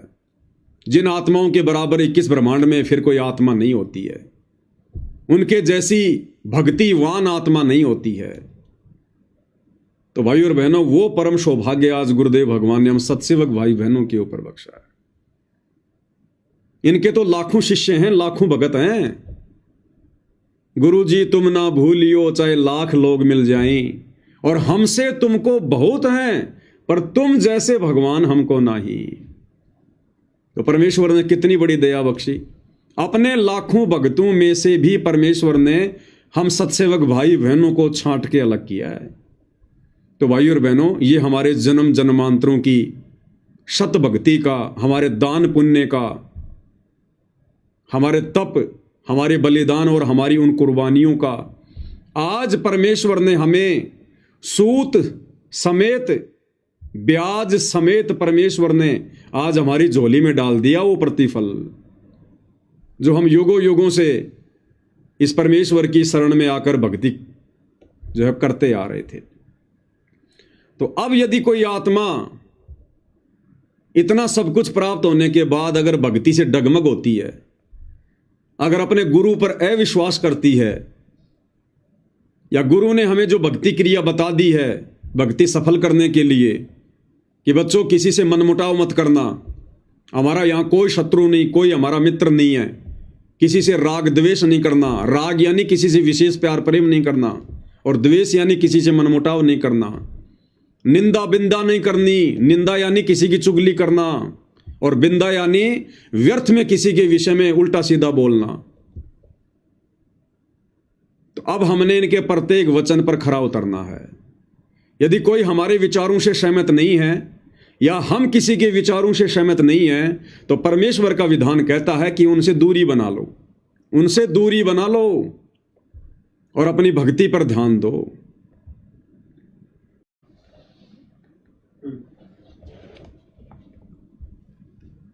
तो भाई और बहनों, अब हमने प्रत्येक पहलू के ऊपर हर प्रकार से ध्यान रखकर और परमेश्वर के प्रत्येक वचन को अपने भक्ति रूपी जीवन में लागू करते हुए आगे बढ़ना है, तब हम सफल हो जाएंगे। अब हमने राग द्वेष ईर्ष्या मन मुटाव खींचातानी इन चीजों से बिल्कुल दूर हटना है। हाँ, यदि परमेश्वर के मार्ग में कोई अज्ञान फैलाएगा, कोई पाखंड करेगा, कोई गंदगी फैलाएगा, हमारे भगत भाई बहनों को भक्ति मार्ग से भ्रमित करेगा, तो वहां हमारा बोलना जायज है और हम बोल भी रहे हैं और हम बोलते भी रहेंगे। साचा शब्द कबीर का प्रकट किया जगमाही, और जैसे को तैसा कहे सो तो निंदा नहीं। वो तो हमारी जिम्मेदारी बनती है। हमारे बाप ने हमें जो सिखाया, जो पढ़ाया, बेटा वही तो करेगा। तो अज्ञान और पाखंड के ऊपर ही तो परमात्मा ने प्रहार किया है और वही गुरुदेव ने हमें शिक्षा दी है, तो वो काम तो हम करेंगे, लेकिन व्यर्थ में किसी के साथ में खींचातानी नहीं करनी है। परमेश्वर के वचन को नहीं तोड़ना है। तो भाई और बहनों, गुरु रूप में आए हुए कबीर भगवान को पहचानने की जो ये विशेष दया हुई है, ये केवल आप और हम चंद सत्सेवक भाई बहनों के ऊपर हुई है, क्योंकि ये परमात्मा ऐसी रजा करता है। इनके सत्संगों से ही हम समझ सकते हैं, और हर जगह परमात्मा संकेत करते हैं, हर जगह। मेटे और सुख का दाता, दुख मेटे और सुख का दाता, पूर्ण ब्रह्म है आप विदाता, पूर्ण ब्रह्म है आप विदाता। जब चाहे चोला धर आता, जब चाहे चोला धर आता, हुआ सुल्तानी का खवास, बधाई में बांटूंगी मारा हुआ पाठ पर कास, बधाई में बांटूंगी। पूर्ण ब्रह्म है आप विधाता, और जब चाहे चोला धर आता, हुआ सुल्तानी के खवास, यानी नौकर बने परमात्मा इब्राहिम सुल्तान के यहां बांदी बनकर सेज बिछाई। तो पूर्ण ब्रह्म है आप विधाता, और जब चाहे चोला धराता। बताओ, जो परमात्मा इतना सक्षम है, इतना समर्थ है, जब चाहे चोला धर आता, अपने तेज पुंज के शरीर को हल्का करके जब चाहे वो किसी भी ब्रह्मांड में कहीं भी प्रकट हो सकता है। बताओ, फिर उस परमात्मा ने सतलोक से किसी और आत्मा को अपना दास बनाकर, अपना अवतार बनाकर, अपना गुलाम बनाकर, अपना नौकर बनाकर यहां भेजने की क्या जरूरत पड़ेगी? लेकिन भाई और बहनों, हमने गुरुदेव की वाणियों को गहराई से नहीं देखा। हमने विचार विमर्श नहीं किया कि परमेश्वर कह क्या रहे हैं। अरे, छुपाने को परमेश्वर ने कब नहीं छुपाया अपने आप को? किस युग में नहीं छुपाया? क्या सतयुग में जब परमात्मा आए सत सुकृत ऋषि के नाम से, क्या उन्होंने अपने आप को छुपाया नहीं? क्या अपने आप को उन्होंने परमात्मा का दास नहीं बताया? इसी कारण से हम सब ने उनको एक ऋषि मान लिया, क्योंकि वो बार बार अपने आप को परमात्मा का भेजा हुआ दास कहा करते थे। जब वो त्रेता में आए, यही भूमिका उन्होंने उस समय की। द्वापर में भी ऐसा किया, और 650 साल पहले का इतिहास तो गुरुदेव हमें सुनाए रहे हैं। बार बार वो अपने आप को दास कहा करते थे। और 650 साल पहले कबीर जी भगवान बताते तो किसको बताते? अगर कोई पूछ भी लेता कि गुरुजी परमात्मा का क्या नाम है, सारी सृष्टि के मालिक का क्या नाम है, तो क्या बताते वो? क्योंकि कबीर नाम से तो खुद ही आए हुए थे। अगर ये कह देते कि भाई सबका भगवान वो कबीर है, तो कोई वैसे विश्वास नहीं करे कि लो जी अपने आप को ही परमात्मा कह रहे हैं ये। तो 650 साल पहले तो कबीर जी ने किसी को बताया भी नहीं कि सारी सृष्टि के मालिक का नाम क्या है। जब भी उन्होंने बताया तो अपना खुद का एक रेफरेंस देना पड़ा कि भाई हम ही अलग अल्लाह हैं, कुतुब गोश और पीर, गरीब दास खालिक धनी हमरा नाम कबीर। ये रामानंद राम में उन्होंने स्वयं को ही बताया। अगर कोई पूछता तो क्या बताते वो? और जिन जिन लोगों ने पूछा, जैसे धर्मदास जी ने पूछा, तो उन्होंने क्या कहा कि भाई मेरे को तो सत्य पुरुष ने भेजा है, मेरे को तो सतलोक से सत्य पुरुष ने भेजा है, मैं तो उसका नौकर हूं, तुम आत्माओं को ज्ञान समझाने आया हूं। तो 650 साल पहले तो भगवान का नाम भी नहीं बताया करते थे। अगर मैं कहूंगा कि भगवान का नाम है कबीर तो लोग और ज्यादा चिढ़ेंगे, ये सत्संग भी सुनना बंद कर देंगे। तो ये भूमिका परमेश्वर ने अपने आप को छुपाते हुए भगवान का दास बताना ये चारों युगों में की है। तो वर्तमान में क्या अपने आप को सीधा सीधा कहेंगे कि मैं भगवान हूं, मैं परमात्मा हूं? नहीं कहेंगे। और पहचान भी करवा देंगे अपनी, और करवा दी सत्संगों के माध्यम से।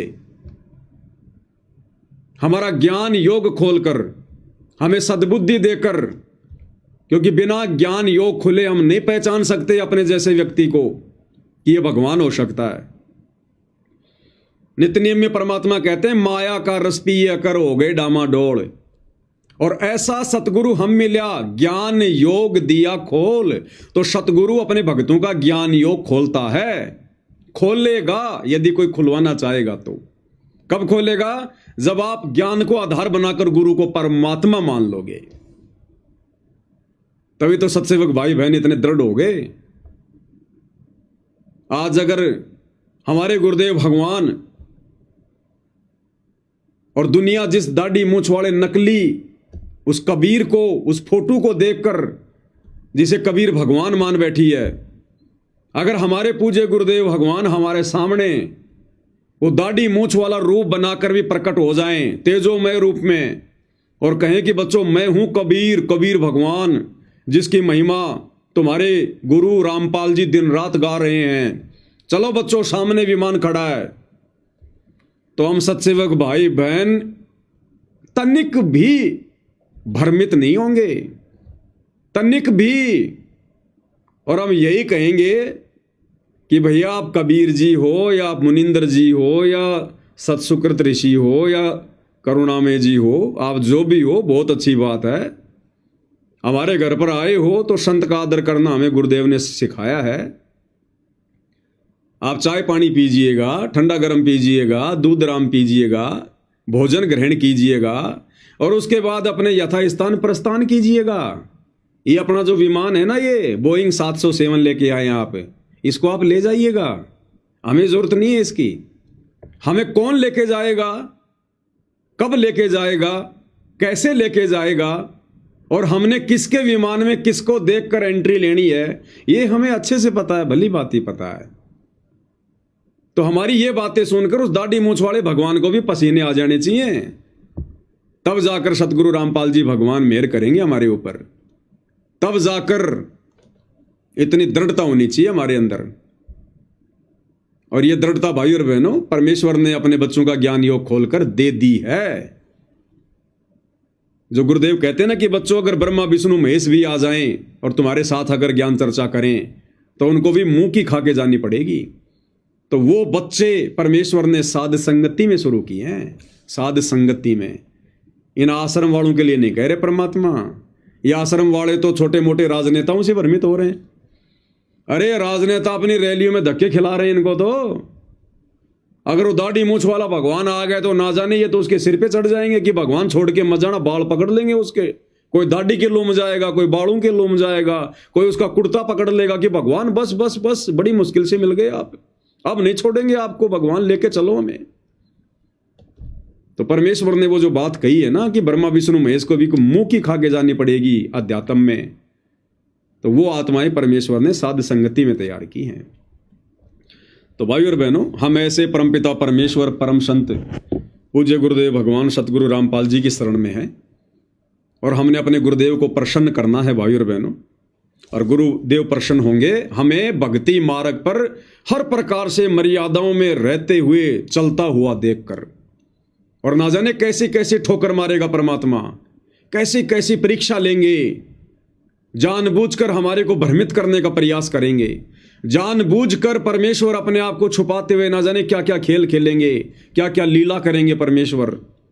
लेकिन अब यदि हमारे बात समझ में आ गई है कि इनसे बड़ा लीलाधर कोई सृष्टि में नहीं है, इनसे बड़ा छलिया कोई सृष्टि में नहीं है, इनसे बड़ा ना कोई छलिया है ना कोई लीलाधर है। ये सारी की सारी जो ये उपमा है ना, जो हमने राम कृष्ण जी के ऊपर उनके सिर पे रख दी हैं, ये सारी उपमाएं इस कबीर भगवान सतगुरु रामपाल जी के लिए हैं।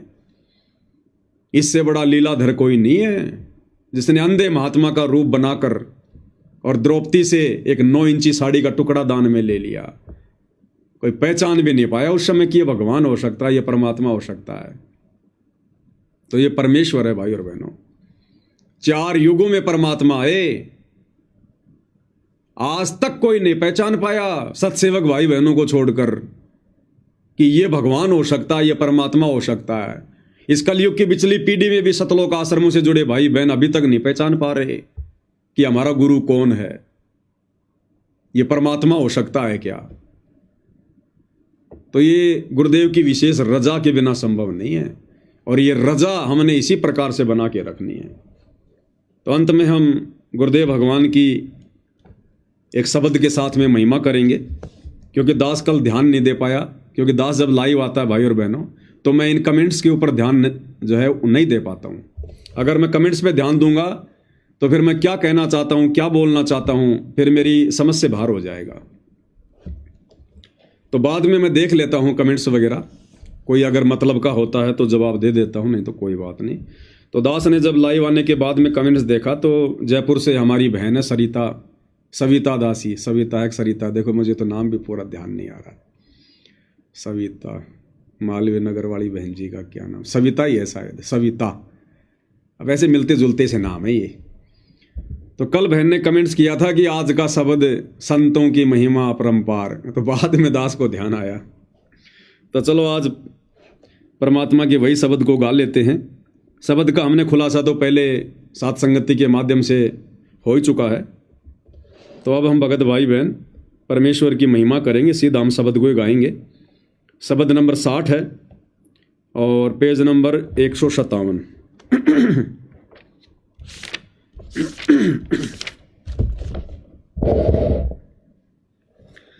बंदी छोड़ सतगुरु रामपाल जी परमेश्वर जी की जय हो। संतों की महिमा अपरम पार, पूर्ण ब्रह्म मिले करतार। संतों की महिमा अपरम पार, पूर्ण ब्रह्म मिले करतार। ये संतों की महिमा बहुत अपरंपार है। वे स्वयं पूर्ण ब्रह्म होते हैं, स्वयं ही करतार होते हैं, लेकिन अपने आप को छुपाते हैं और फिर ज्ञान से अपनी पहचान करवाते हैं। आज म्हारे आए संत सुजान, तन मन धन वारूंगी प्राण। आज म्हारे आए संत सुजान, तन मन धन वारूंगी प्राण। चरण कमल रज डारो शीस, मानो आप मिले जगदीश। चरण कमल रज डारो शीस, मानो आप मिले जगदीश। संतों की महिमा कही न जाए, 68 तीरथ चरणों पाए। संतों की महिमा कही न जाए, 68 तीरथ चरणों पाए। संतों की महिमा अगम अगाध, नारद से उदरे प्रहलाद। संतों की महिमा अगम अगाध, नारद से उदरे प्रहलाद। ध्रुव बेटे नारद निर्वाण, अमरापुरी पर रचे विमान। ध्रुव भेटे नारद निर्वाण, अमरापुरी पूरी पर रचे विमान। संतों की महिमा अपरम पार, पूर्ण ब्रह्म मिले करतार।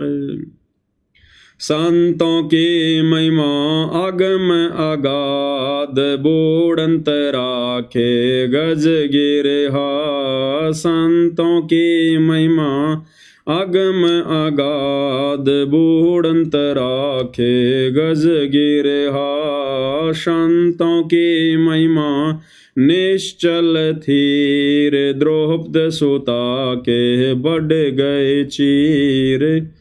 संतों की महिमा निश्चल थीर, द्रौपद सुता के बढ़ गए चीर। संतों की महिमा अपरम पार, पूर्ण ब्रह्म मिले करतार। संतों की महिमा अधिक सुमेर, भिलनी के खाए झूठे बेर। संतों की महिमा अधिक सुमेर, भिलनी के खाए झूठे बेर। संतों की महिमा निश्चल अंक, बाल्मीक का बाजा शंख। संतों की महिमा निश्चल अंक, बाल्मीक का बाजा शंख। संतों की महिमा अपरम पार, पूर्ण ब्रह्म मिले करतार। ये सारी महिमा पूज्य गुरुदेव भगवान की है।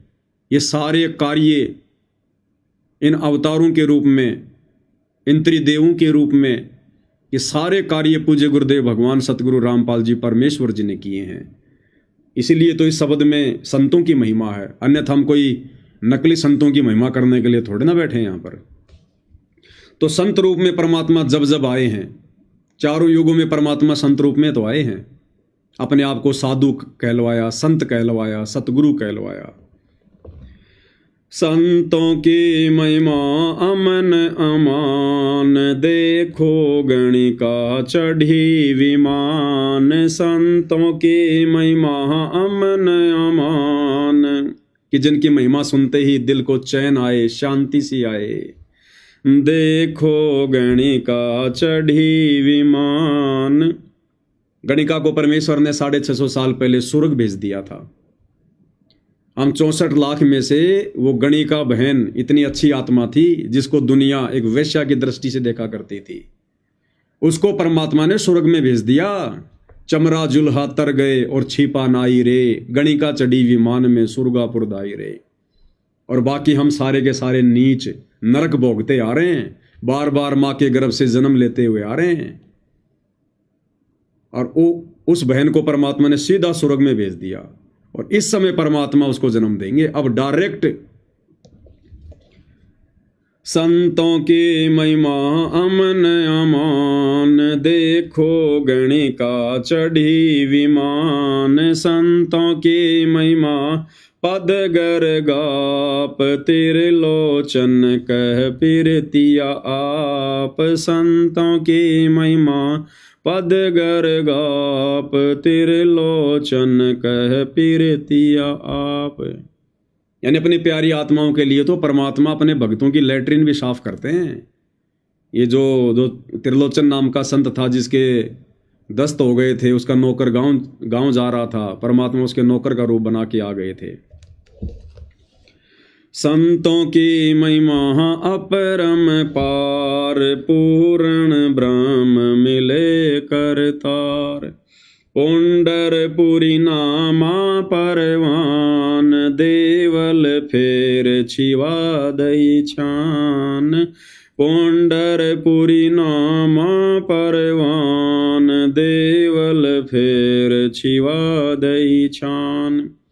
काशीपुरी कबीर कमाल, गए बालद आई रसाल। काशीपुरी कबीर कमाल, गए बालद आई रसाल।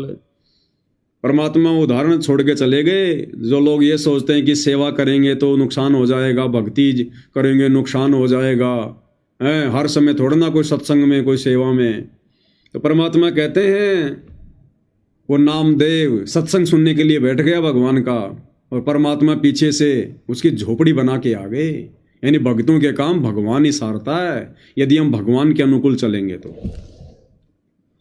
संतों की महिमा अपरम पार, पूर्ण ब्रह्म मिले करतार, दिया भंडारा जन रे दास, कनक जनेऊ पद प्रकाश, दिया भंडारा जन रे दास, कनक जनेऊ पद प्रकाश। संतों की महिमा कई न जाए, पीपा कूद पड़े दरियाए, संतों की महिमा कई न जाए, पीपा कूद पड़े दरियाए। कहते हैं यदि कोई अपने भगवान पर इतना विश्वास भी कर ले, जिस प्रकार सीता जी ने और पीपा जी ने दरिया में छलांग लगा दी, पानी में कोई बचता है क्या? कहते हैं अगर कोई अपने भगवान पर, अपने गुरु पर इतना विश्वास भी कर ले तो परमात्मा फिर उसके विश्वास को टूटने नहीं देते। कहे कबीर सुनो वे साधो मैं तो हूं विश्वास में। परमात्मा ने उस दरिया में द्वारिका रच दी, बाल गोपाल रच दिए, और 7 दिन तक कबीर भगवान सतगुरु रामपाल जी भगत पीपा और सीता के साथ में रहे वहां पर। संतों की महिमा अपरम पार, पूर्ण ब्रह्म मिले करतार, दास गरीब संतन को सेव, 84 मिट गई सुख देव, दास गरीब संतन को सेव, 84 मिट गई सुख देव।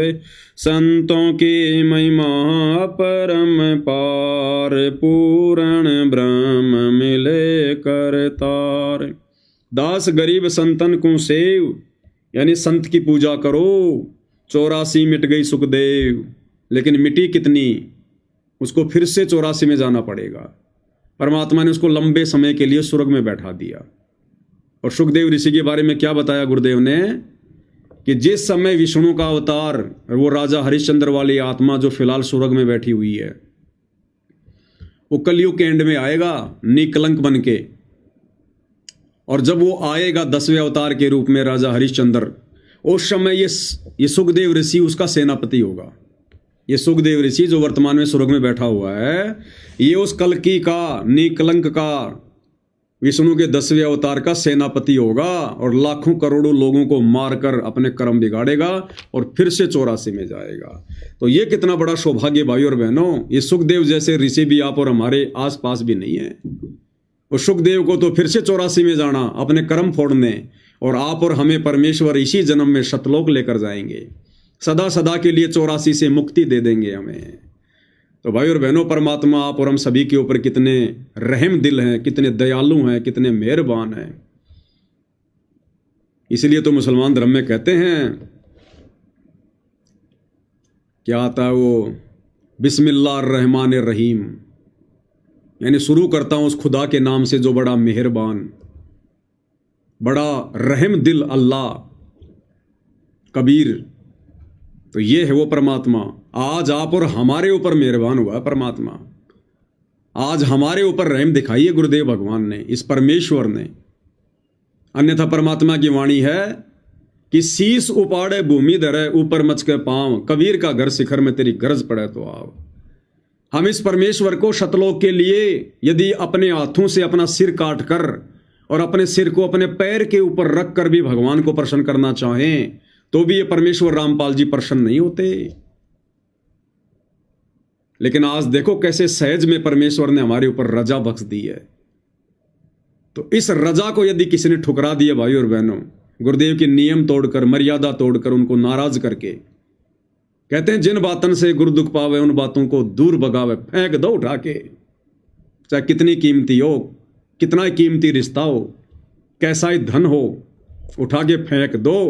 कौड़ी के भाव नहीं, परमेश्वर प्रसन्न करना है। तो आज ये मौका गुरुदेव ने आप और हमारे ऊपर फरमाया है और हमने इस मौके का भाई और बहनों भरपूर लाभ उठाना है। एक भी माइनस पॉइंट हमने अब नहीं छोड़ना इस कलयुग की पिछली पीढ़ी में, और अपने इस मनुष्य जीवन को अंतिम मनुष्य जीवन बनाना है। अंतिम, ये हमारा टारगेट होना चाहिए। चाहे आपकी उम्र 80 साल है, चाहे 70 साल है, आपका टारगेट ही होना चाहिए। भले परमात्मा आपको दूसरा जन्म दे, कुछ भी करे, लेकिन हमारा टारगेट, चाहे हमारे 80 साल की उम्र क्यों ना है, यदि साथ संगति से जुड़े हैं तो हमारा टारगेट इसी जन्म में कि हम क्या कुछ ऐसा करें जिससे हमारे गुरु प्रसन्न हो और हम पे मेहरबान हो जाए। फिर ये परमात्मा उम्र नहीं देखता, तुम कर दो पल में पार हो जा रजा थारी, सीधा सतलोक में बैठा देगा फिर भगवान। तो ये हमारा अंतिम मनुष्य जीवन, ये हमारा टारगेट होना चाहिए। अगले जन्म की सोचनी भी नहीं है। नित्य नियम में हम पढ़ते हैं ना, अथ सर्वलक्षणा ग्रंथ में, उसमें एक वाणी आती है, शायद पेज नंबर 30 के ऊपर होगा, अथ सर्वलक्षणा ग्रंथ। इसमें एक वाणी आती है, अकल अकीन ए जन्म जति अट सिद्धि नो निधि ख्याल। अकल अकीन ए जन्म जति, कि हे परमेश्वर आप हमें इतना विश्वास दो, हमें इतनी दृढ़ता दो कि हम इस गंदे लोक में दोबारा से जन्म लेने की ना सोचें। अकल अकीन ए जन्म जति, हम इतने दृढ़ हों कि दोबारा इस गंदे संसार में जन्म लेने की भी ना सोचें, इसी जन्म को अपना अंतिम जन्म बनाएं। तो इतने दृढ़ता भाई और बहनों परमेश्वर की विशेष रजा के बिना नहीं मिल सकती। चाहे उनकी गोद में जाके बैठ जाओ और देख लो, जो आज उनकी गोद में बैठे हैं, उनका परिवार, ये कोऑर्डिनेटर, बड़े बड़े सेवादार, उन सब की काल ने गर्दन पकड़ रखी है भगवान की गोद में बैठने के बाद भी। तो ये परमेश्वर अपने विधान से सतलोक ले जाएगा, अन्य कोई तरीका नहीं है। चाहे आप उनकी गोद में जाके बैठ जाओ, चाहे उनके बेटा बेटी कहलाओ, ये परमेश्वर अपने विधान अनुसार लेके जाएगा। और विधान पर चाहे इनसे 1000 किलोमीटर दूर बैठा भगत क्यों ना चले, परमेश्वर के लिए तो दूरी मायने रखती नहीं है। पहुंचूंगा क्षण एक में जन अपने के काज, गोता मारूं स्वर्ग में जा बैठूं पाताल। ये परमात्मा तो बिजली से भी तेज गति से अपने भगत के पास पहुंच जाता है। तो चाहे कोई जापान में बैठा हो, चाहे अमेरिका में, चाहे इंग्लैंड में, चाहे इटली में, परमेश्वर के लिए तो दूरी मायने रखती नहीं है। ये तो 16 संकोश शतलोक से एक क्षण में आ जाता है। तो लेकर उसी को जाएगा जो इनके विधान के अनुसार चलेगा, रैनी करनी करेगा। इसीलिए तो सत्संग सुनाने की आवश्यकता पड़ती है, इतना ज्ञान, इतना संघर्ष करने की आवश्यकता पड़ती है भगवान को। ऐसे ही भगवान के कलयुगी बेटा बेटी बनके, भाई बंधु रिश्तेदार बनके, पोता पोती, मामा चाचा फापा फूफी बनके, ये कोई आज तक ना कोई पार हुआ, ना कोई हो पाएगा। अरे भगवान का बाप बनके आज तक कोई पार हो सकता है क्या? कोई हुआ है क्या? भगवान का गुरु बनके कभी कोई पार हुआ है क्या? भगवान के बेटा बेटी कभी पार हुए हैं क्या? इन नकली भगवानों के बेटा बेटी पार नहीं होते। उस प्रद्युम्न ने श्री कृष्ण को अपना बाप मान के कि मेरा बाप 3 लोक का स्वामी है, और दुर्वासा ऋषि के साथ में कितनी बड़ी उसने बदमाशी कर दी, 56 करोड़ यादवों का सत्यानाश करवा दिया उसने। तो भाइयों और बहनों, यहां तो नकली भगवानों के बेटा बेटी भी पार नहीं हो पाते हैं, उनको भी उनका भगत बनना पड़ेगा नेक्स्ट जन्म लेकर, क्योंकि उस जन्म में उनका अभिमान, उनका अहंकार, उनकी वो सोच निकल नहीं सकती। इसलिए आप और हमारा सौभाग्य, परम सौभाग्य, जो हम गुरुदेव भगवान के किसी भी सांसारिक रिश्ते में नहीं है। हम उनके बेटा बेटी, भाई बंधु रिश्तेदार, दूर दूर तक हम उनकी रिश्तेदारियों में नहीं है। ये आप और हमारा परम सौभाग्य है। नहीं तो आप और हम भी इसी प्रकार राजनेताओं के तलवे चाट रहे होते, आज अपने कर्म फोड़ रहे होते, और दूसरे भाई बहन साथ संगति से जुड़कर भक्ति की मौज लूट रहे होते। तो ये हमारा बहुत बड़ा सौभाग्य। तो भाई और बहनों, आज की साथ संगति में केवल इतना ही। गुरुदेव भगवान हम सबको आशीष दे, हम सभी का मार्गदर्शन करे, हमें आशीर्वाद दे, और इसी प्रकार से हम काल की प्रत्येक सूक्ष्म चाल को समझकर अपना बचाव करते हुए गुरुदेव के आशीर्वाद से इस भक्ति मार्ग पर निरंतर आगे की ओर बढ़ते रहें। इसी के साथ आज की साथ संगति को विराम। बंदी छोड़ सतगुरु रामपाल जी परमेश्वर जी की जय हो।